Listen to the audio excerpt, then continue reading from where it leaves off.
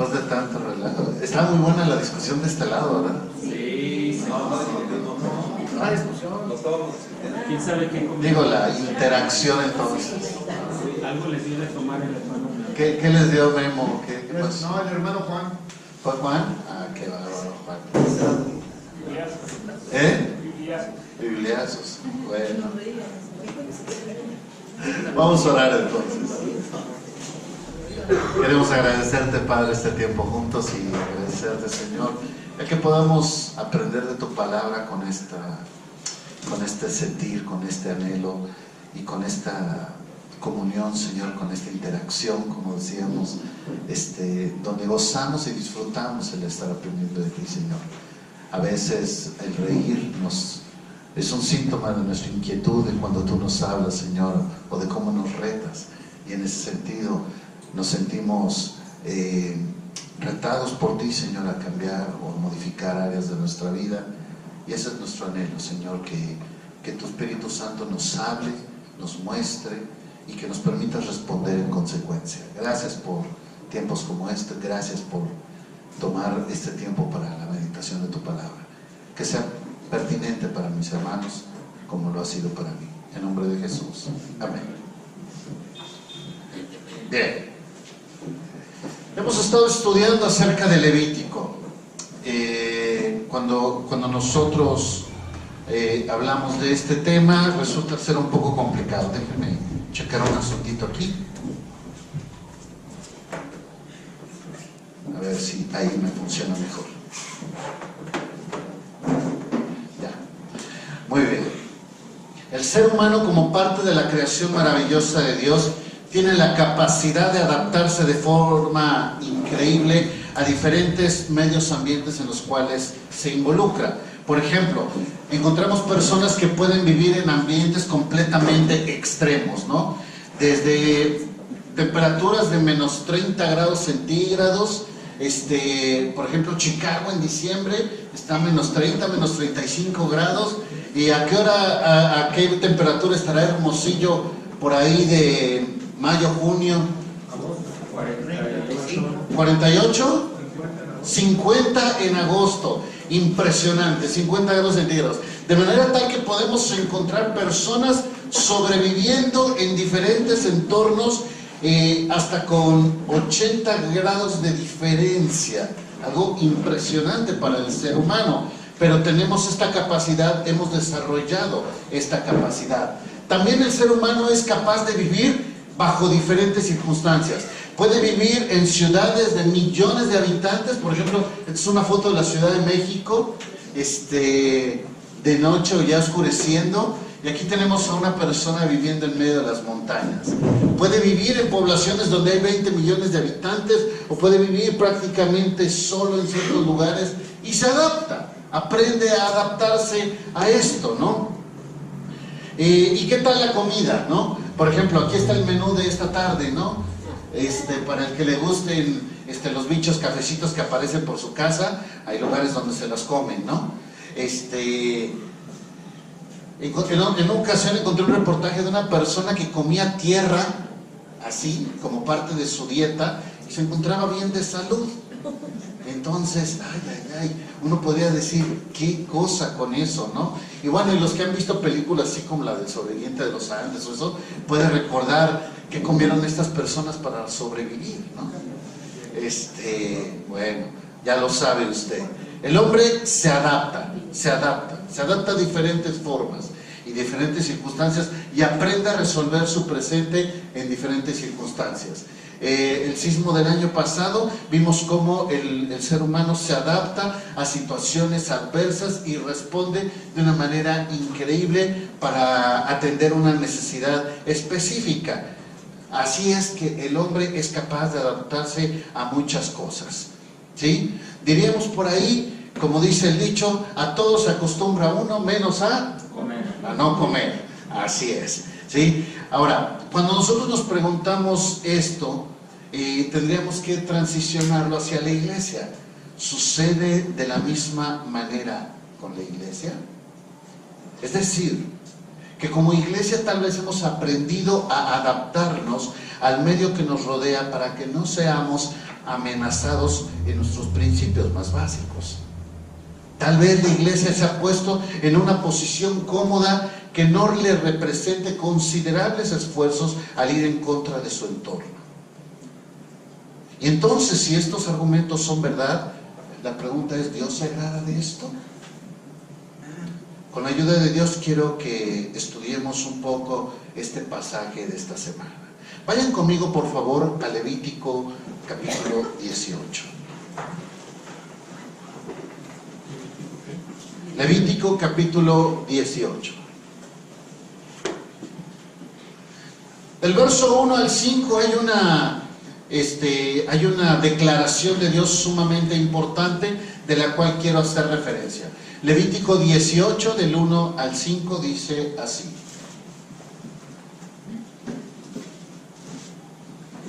Por supuesto que el estudio no entra muy de lleno a este pasaje, de hecho se lo salta, ¿no? Del 17 se salta al 19, pero en los primeros 5 versículos encontré una parte sumamente importante que quiero reflexionar con ustedes el día de hoy. Dice así Levítico 18, verso 1.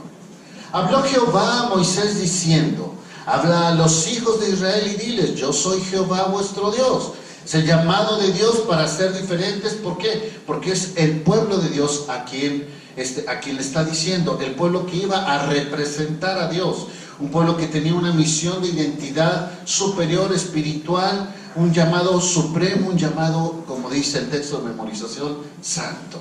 Nuestro llamado es a ser representantes de Dios en la tierra. ¿Sí? Dice el verso 3, no haréis como hacen en la tierra de Egipto, en la cual morasteis. ¿Sí? Podríamos decir, no vas a actuar como aquello que aprendiste. ¿Por qué? Porque en muchas ocasiones lo más fácil para nosotros es actuar como aprendimos. Lo podemos llamar aquello que represente tu pasado, aquello que puede ser incluso en tu etapa formativa o de educación. Dios reta al pueblo de Israel a no continuar con las costumbres que aprendieron en Egipto. ¿Cuántos de nosotros seguimos justificando nuestras conductas diciendo, es que así me educaron? Es que así lo hacía mi papá, así lo hacía mi mamá, es que así aprendí. Y bueno, aplaudimos y honramos a Dios cuando eso que hicieron nuestros padres es de bendición y nosotros repetimos eso en la siguiente generación. Pero cuando eso sirve como un pretexto para justificar nuestra conducta que es en contra de Dios, tendríamos que recordar este pasaje del verso 3, ¿sí? No hagas como aprendiste en Egipto, no hagas como aprendiste de tus padres, no hagas como lo viste en tu familia. Si eso no honra a Dios, no lo hagas, aunque sea muy marcado en tu cultura. Y si usted analiza esto, lo que llamamos, al hacer un mapa de genealogía o un árbol genealógico, algunos podríamos ver cómo situaciones de pecado se repiten en diferentes generaciones. Ay, es que mi abuelo era alcohólico y el padre pues aprendió, y el hijo, y vemos situaciones que se repiten a través de las generaciones. Y lo que está diciendo el pueblo Dios al pueblo de Israel es: aquí ya no importa qué aprendiste, no importa el contexto en el cual creciste, no importa el entorno, ni tampoco la educación que te dieron. Eso justifica en algunos entornos, pero no a un hijo de Dios. Un hijo de Dios es llamado a ser diferentes. Dice en el verso 3, en la segunda parte: no haréis ni haréis como lo hacen en la tierra de Canaán, a la cual yo os conduzco, ni andaréis en sus estatutos. Esto tiene que ver con el entorno al cual habrían de llegar, donde al entrar a la tierra se verían sin duda tentados a aplicar el dicho de: a la tierra donde fueres. Hijos, se lo saben todos. Se lo saben todos. ¿Sí? Entonces, nosotros decimos, bueno, es que eso no se hacía allá, pero sí se hace aquí. Un hijo de Dios no tendría que estar sujeto a la cultura, porque los principios bíblicos y la enseñanza de Dios trasciende a tiempo y cultura. De manera tal que nosotros no estamos sujetos a lo que aprendimos de nuestros padres, ni tampoco estamos sujetos a las costumbres sociales de los entornos en los cuales llegamos.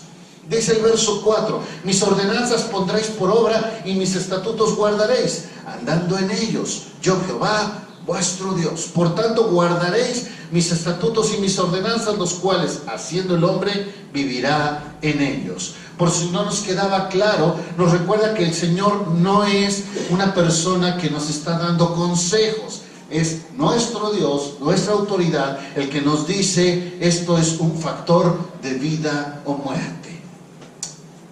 Ahora, cuando nosotros leemos un pasaje tan radical como este en la Escritura, en el Antiguo Testamento, de repente nos genera cierto grado de incomodidad, porque vemos un grado de compromiso hacia Dios que tal vez no estamos tan acostumbrados a manejar o nos genera conflicto manejar. De manera tal que quiero ver con ustedes un pasaje del Nuevo Testamento que dice prácticamente lo mismo. Vayan conmigo por favor a Romanos capítulo 12.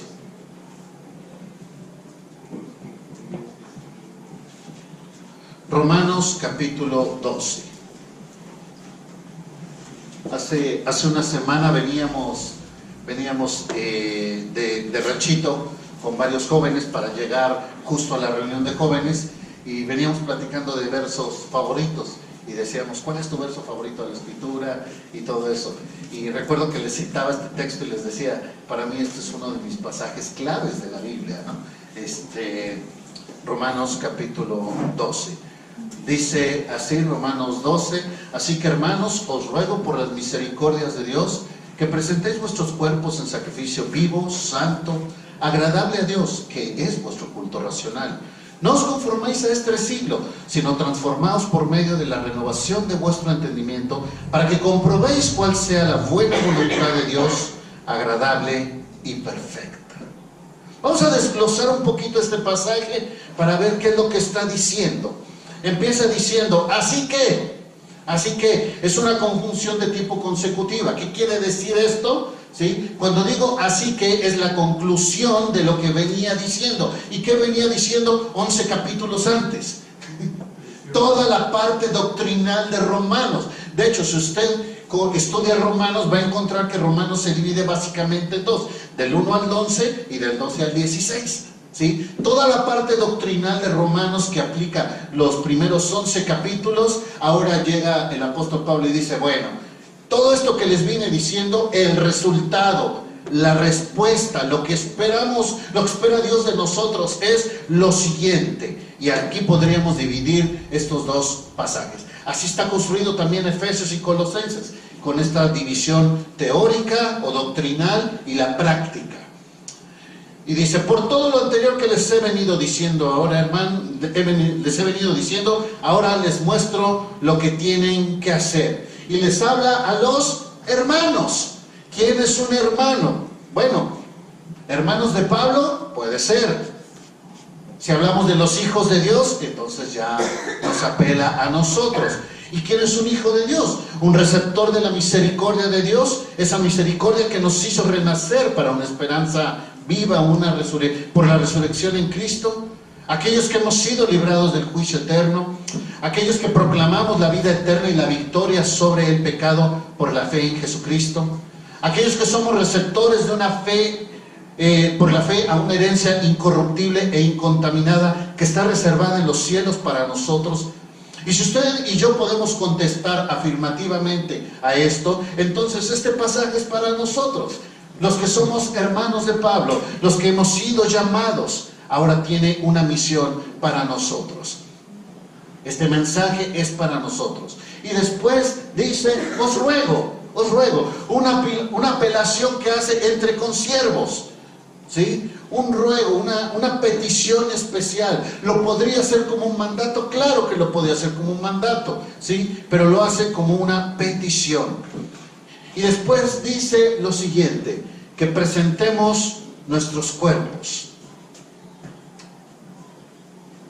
Nuestro Señor nos dice que deberíamos de entregar todo nuestro ser, por el simple hecho de que le pertenecemos. Dice 1 Corintios 6 que fuimos comprados por precio. Esa es la conclusión. Dice, glorificad pues a Dios en vuestro cuerpo y en vuestro espíritu, porque fuiste comprado por precio. Así dice 1 Corintios 6. Y dice, esta es la consecuencia, glorificar a Dios con nuestro cuerpo y con nuestro espíritu. ¿Sí? Y por supuesto que en este cuerpo, en este mundo, no podemos hacer nada sin el Espíritu de Dios. Bueno, si somos hermanos, tenemos el Espíritu de Dios. Y si tenemos el Espíritu de Dios, tenemos los elementos mínimos necesarios para glorificar a Dios. Y los textos nos hablan de esto, de hacer un cambio de vida. No tengo que hacer referencia para algunos de estos textos porque sé que los conocen hasta de memoria. Gálatas 2:20, con Cristo estoy juntamente crucificado y ya no vivo yo, mas Cristo vive en mí. Y lo que vivo en la carne, lo vivo en la fe del Hijo de Dios, el cual me amó y se entregó a sí mismo por mí. Gálatas 5:24, pero los que son de Cristo han crucificado la carne con sus pasiones y sus deseos. Segunda de Corintios 5:17, de modo que si alguno está en Cristo, nueva criatura es. Las cosas viejas pasaron, he aquí, todas son hechas nuevas. 1 Pedro 4:12, para no vivir el tiempo que resta en la carne conforme a las concupiscencias de los hombres, sino conforme a la voluntad de Dios. Romanos 6:17, pero gracias a Dios que aunque eras esclavo del pecado, habéis obedecido de corazón aquella forma de doctrina a la cual fuisteis entregados, y liberados del pecado vinisteis a ser siervos de la justicia. Y podemos seguir hablando de estos textos que pudieran sonar sumamente radicales y extremos, tal y como se escucha Levítico. Y por eso uso estos pasajes del Nuevo Testamento para hacer referencia a que el Dios que dijo al pueblo de Israel en el Antiguo Testamento hace 3500 años, les dijo, sean santos, es el mismo Dios que nos dice hoy en día y que lo repite Pedro, sean santos. Es un imperativo de Dios para su pueblo, que tiene los elementos necesarios para vivir en esta condición. Y en la medida en que cada uno de nosotros entendamos que nuestra vida es para la honra y la gloria de nuestro Dios, entonces todo va a empezar a ser más fácil de aplicar. Y me refiero a una vida consagrada a nuestro Dios en todos nuestros ámbitos de referencia. Somos representantes de Dios en todas las áreas de influencia que tenemos. La gente no puede ver a Dios, pero sí puede ver a nosotros y nosotros presentarles a Dios. Dice, presentemos nuestros cuerpos. Bueno, ¿cómo? En sacrificio. ¿Y cómo es este sacrificio? Bueno, este sacrificio tiene 3 cualidades, si usted sigue en el texto, ¿sí? 3 cualidades. Espero que las identifique. Vivo, santo y agradable a Dios. Vivo, toda tu vida misma. No quiere decir cuando mueras, cuando nos guste o cuando tengamos ganas. Tiene que ver con nuestra vida completa. Desde el día de hoy hasta que el Señor nos llame a su presencia. Santo, apartado, que no se contamine. Cuando se ofrecía un holocausto en el Antiguo Testamento, no se daba lo que sobraba, recordemos, se daba al Señor lo mejor que teníamos. Agradable a Dios, algo que sea acepto o que Dios se complace de ese tipo de sacrificio. Y termina la oración diciendo que esto es un culto racional, un culto que pertenece a la razón. Aunque pueda significar un culto con todo tu ser, significa algo que implica físico, mental, emocional e incluso espiritualmente. Si algo está haciendo daño a la iglesia de hoy es este concepto de dualismo, una corriente que empezó en los primeros siglos y que al día de hoy es sumamente vigente en algunas iglesias. ¿Cuál es el concepto del dualismo? Bueno, como la misma palabra lo explica, dualismo tiene que ver con estas 2 cosas que normalmente separamos. Una cosa es como hablo en el trabajo y otra cosa es como hablo en la iglesia. No, mi hermano, su boca es la misma. Su boca es la misma. Y vale más que usted hable en la iglesia como habla en el trabajo. No somos bilingües o trilingües para este tipo de cosas. es que el cuerpo es malo y el espíritu es bueno. ¡Ah, qué bonito! Entonces que el cuerpo haga lo que quiera. Y que el espíritu, pues bueno, el espíritu se irá con Dios. ¿Se da cuenta cómo utilizar estos conceptos es una forma de crear un pretexto para justificar nuestra conducta?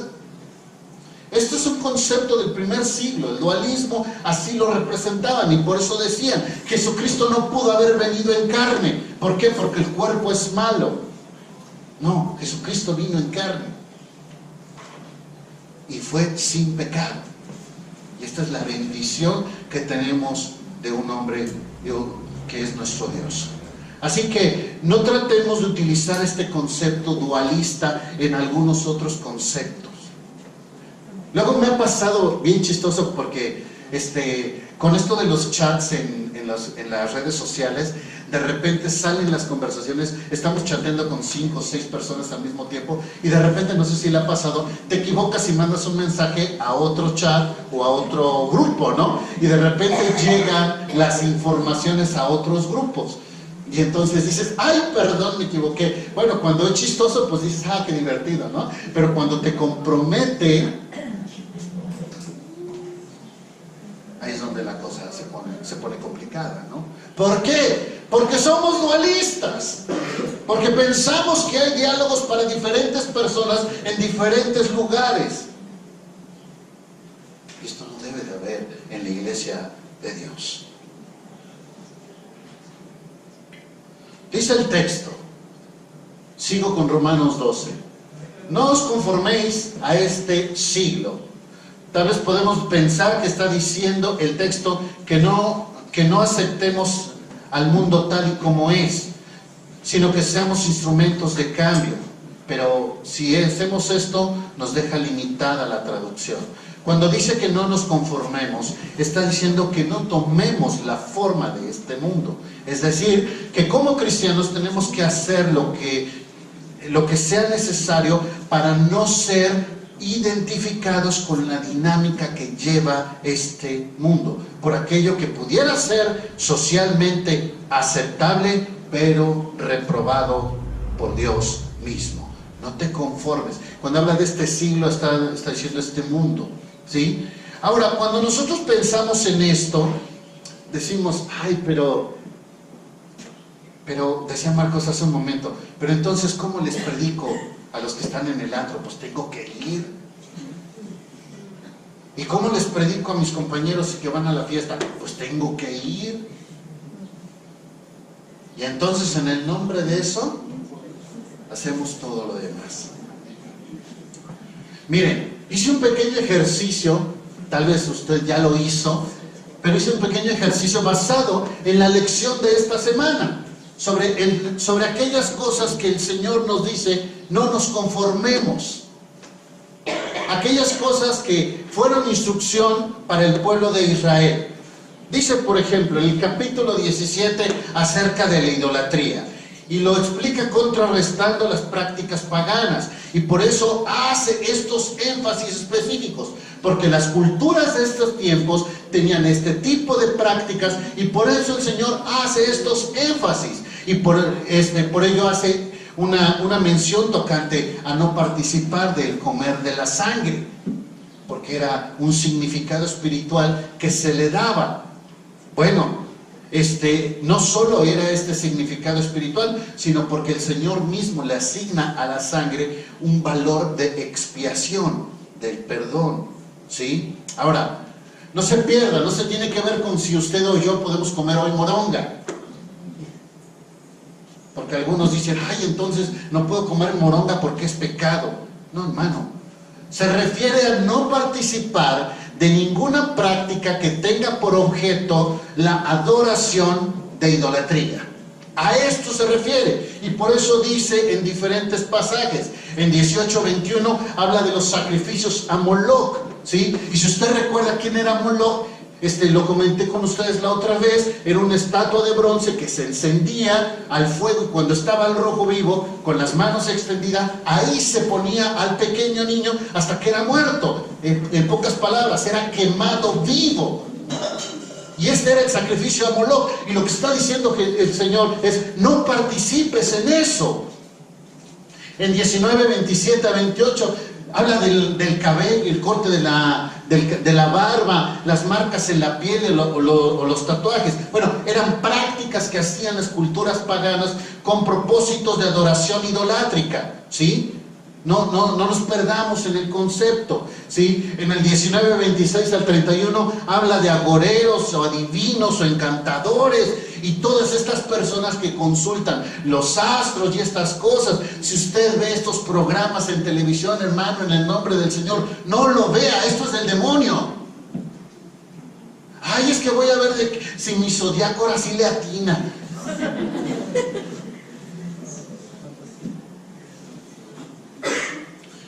Esta misma semana, va a haber más de 1 millón de personas asistiendo a una comunidad cercana que se llama San Juan de los Lagos. ¿Esta semana que pasó? Ah, no esta, fue la pasada. Ok. El 2 de febrero. Miren, bien enterados que están. Bueno. El asunto es que estaba escuchando un reportaje de personas que van a hacer esta manda o esta visita a la Virgen y dicen: bueno, vengo a visitar a la Virgen para darle gracias y para pedirle, porque es muy milagrosa. Esto, hermanos, es idolatría. Y esto es lo que está tratando de reprobar el Señor. Y no solo nos quedemos con ellos. Nosotros como cristianos que participamos de rituales idolátricos en diferentes situaciones. La sociedad participa de todo esto, genera rituales. ¡Ay, qué bonita danza prehispánica! Hermano, es un ritual a culturas prehispánicas, a dioses de antes de la colonia. ¡Ay, es que es la ofrenda, es sociedad! No, mi hermano, no es sociedad, es ritual a los muertos. Y podemos hablar de mandas, de bailables, de festividades y tantas cosas más. No tengo que ser sumamente enfático con esto. Lo que le estoy diciendo es que el Señor lo reprobaba hace 3.500 años y sigue siendo vigente al día de hoy. No te conformes a la sociedad, es el llamado. No te conformes a este mundo. En el capítulo 18 hace otras referencias. Nos dice, tocante a las relaciones de pareja. Los primeros versículos habla de todas las relaciones que podríamos resumir es: no tomes como pareja a un pariente cercano. Y después se explica uno por uno: ni a tu padre, ni a tu madre, ni a tu madrastra, ni a tu padrastro, ni a tu hermano, ni a medios hermanos, ni a hermanastros, ni a tíos, ni a nuera, ni a yernos, ni a cuñados, ni a hijos, ni a nietos, ni a primos. No tomar 2 hermanas por esposa, no tomar personas casadas. Y si usted lee todo el capítulo, es esto. Y dice: no lo hagas, esto es abominación para el Señor. Y podríamos leer Éxodo 20, 17, donde dice: no codiciarás, y tendríamos que tener suficiente con eso. Pero tiene que ser sumamente explícito el Señor para explicarnos estas cosas. En el verso 22 explica, dice: no te echarás con varón como con mujer. Esto es abominación. Bueno, hoy la sociedad le dice sociedades de género.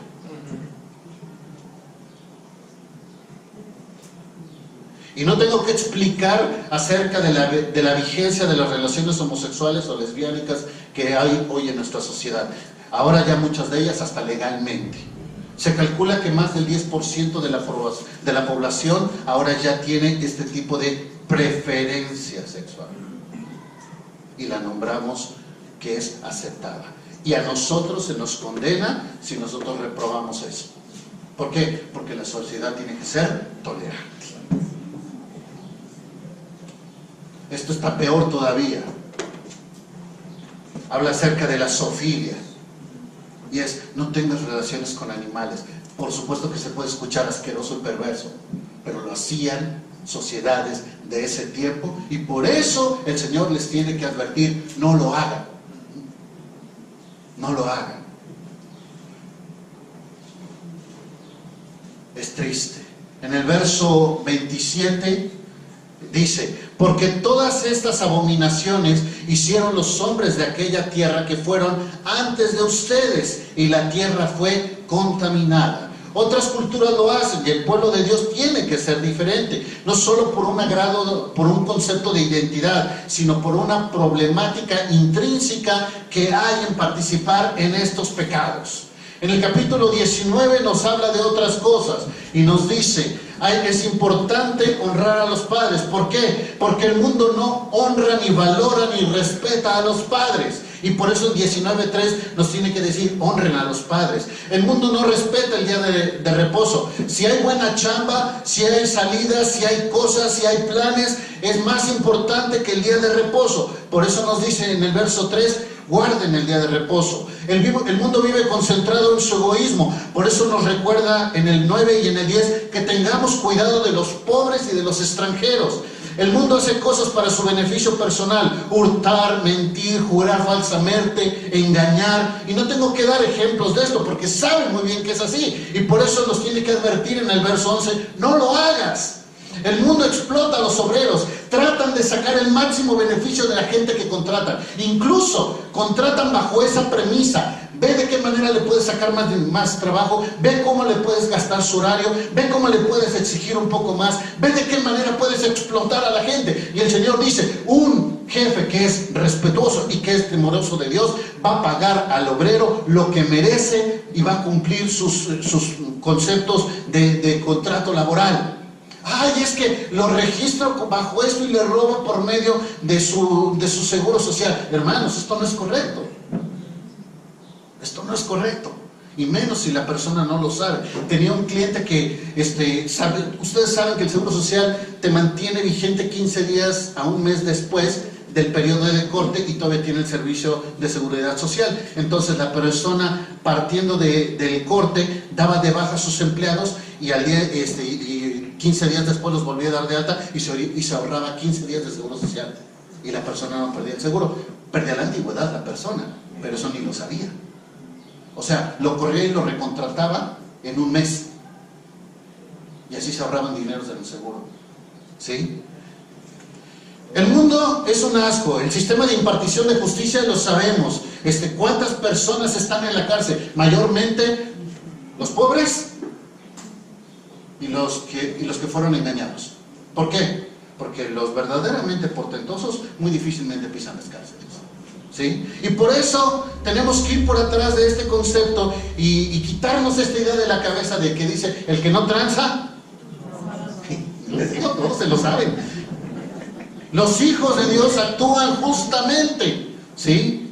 El mundo, el ser chismoso es un orgullo. Sostienen programas de televisión, de internet, de redes y todo esto. No importa cuánto daño se haga, no importa cuántas personas afectan, si tiene rating, si tiene likes, es válido. Y entonces en el nombre de eso hay personas que viven de eso. Y por supuesto nos cae gorda Pati Chapoy, pero eso está ya sumamente impregnado ahora en redes sociales. Los youtubers viven, muchos de ellos, de esto. Por eso el Señor nos tiene que recordar: no sean chismosos. El mundo aborrece a su prójimo y es socialmente adecuado. Usted métase a internet y vea cuántas personas, porque les miraron visco, se bajan y se agarran a golpes.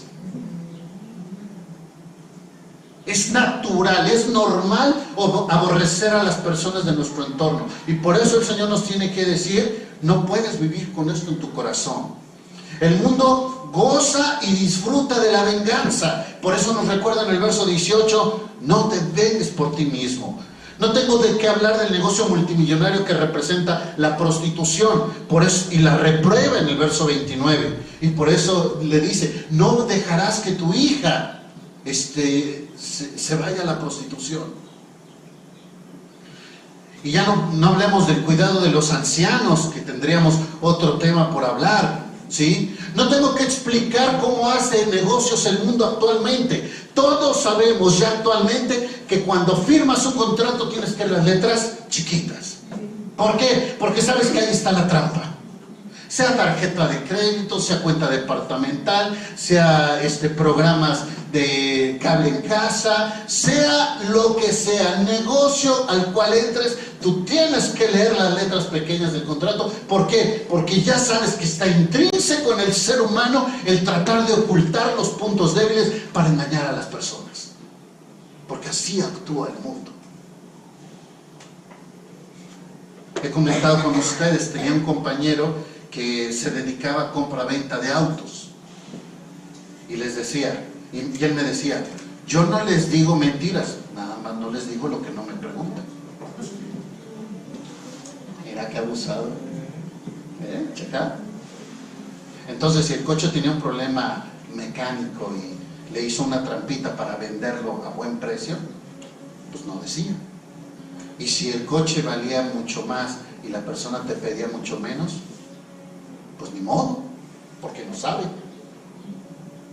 Y así puedo seguir, así puedo seguir.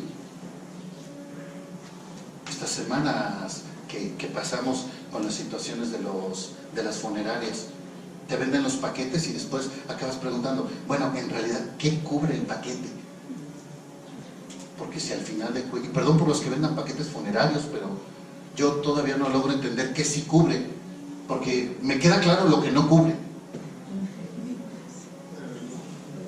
Y así podemos ir. No estoy diciendo que esto sea la excepción. Lo que estoy diciendo es que así se comporta la sociedad. Y un hijo de Dios es llamado a ser diferente. En el verso 36 y 37 dice que hagas el negocio correctamente, que tu báscula sea bien pesada.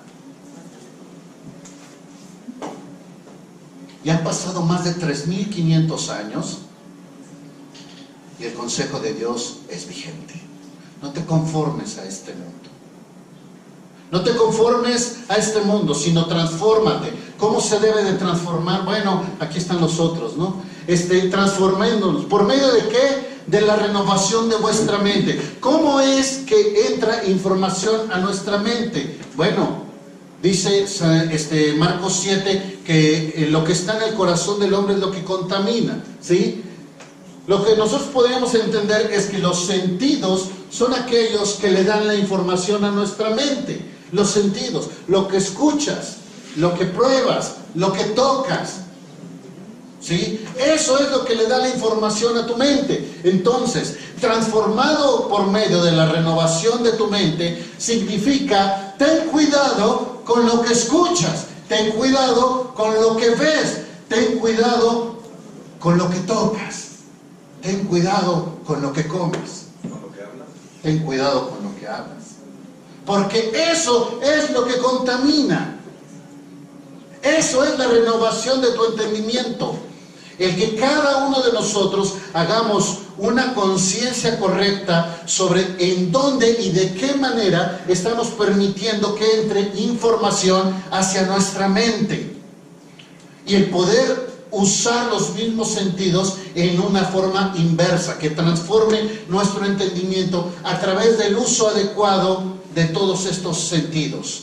Si usted y yo usamos los sentidos adecuadamente, ellos mismos van a ser mecanismos de transformación. Y una persona que haga esto va a comprobar la voluntad de Dios. No es retar a Dios, es comprobar la voluntad de Dios.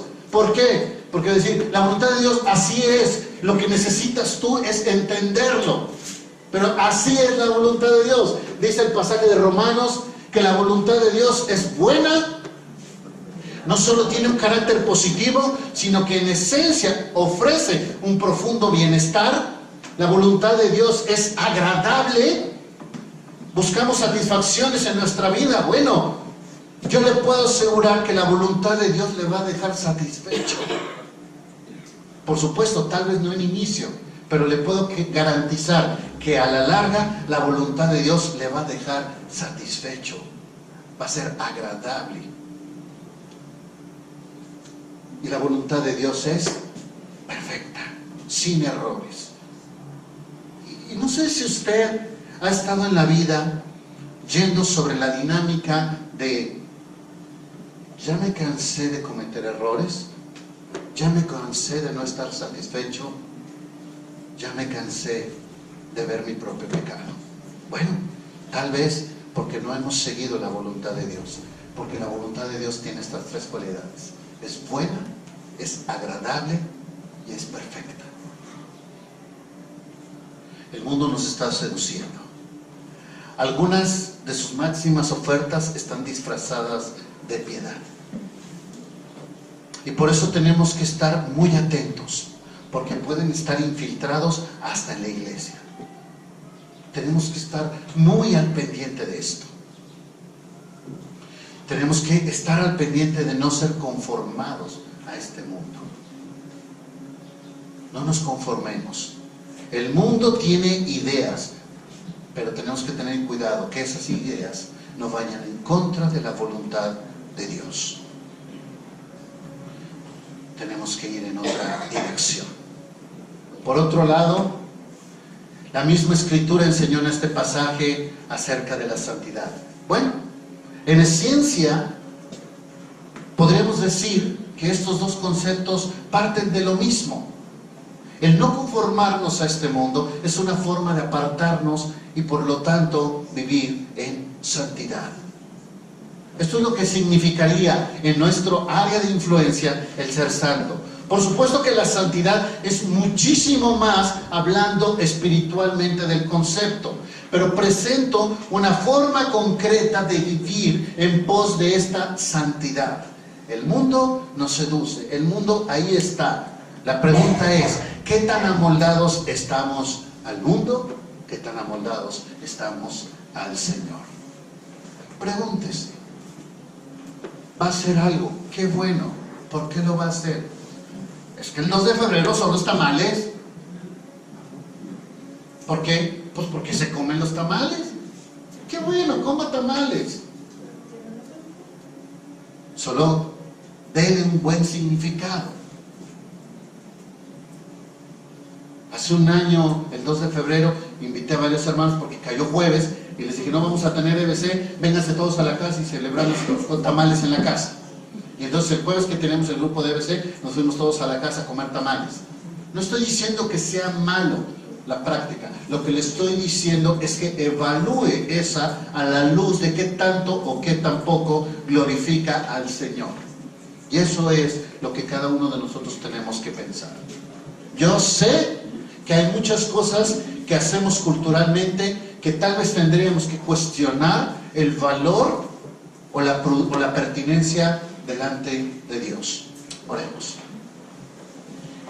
Padre, te damos gracias por este mensaje para tu iglesia, que cada uno de nosotros podamos entender la aplicación concreta hacia nuestras vidas, de acuerdo a cuál sea nuestra necesidad, nuestro concepto, nuestro contexto o nuestro pecado.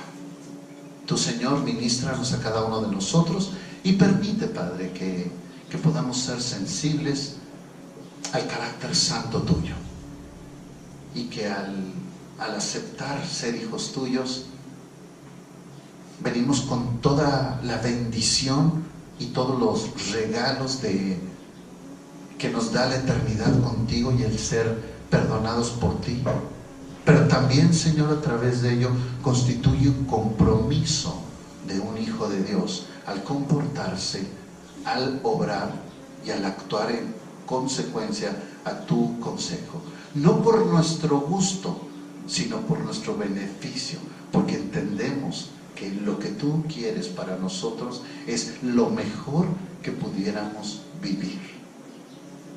Tal vez no lo vemos hoy. Tal vez estamos muy contaminados en el mundo y buscamos la satisfacción en el mundo.